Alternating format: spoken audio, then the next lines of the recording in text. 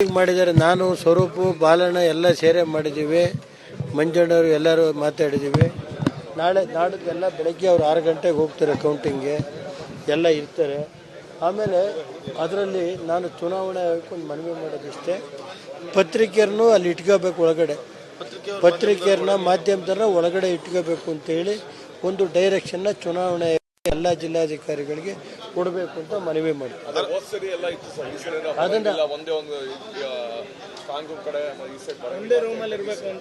ಅಲ್ಲ, ಅದೆಲ್ಲ ಗೊತ್ತಿಲ್ಲ ನನಗೆ. ಎಲ್ಲರೂ ಇರಲಿ, ಪತ್ರಿಕೆಯರು ಇದು ಇರಬೇಕಾಗುತ್ತೆ ಅಂತ ನನ್ನ ಪಾರದರ್ಶಕವಾಗಿ ಪತ್ರಿಕೆಯರು ಮತ್ತು ಎಲೆಕ್ಟ್ರಾನಿಕ್ ಮೀಡಿಯಾ ಇಬ್ಬರು ಇರಬೇಕು ಅಂತ ಅದನ್ನೆಲ್ಲ ಇದು ಕೊಡೋದು.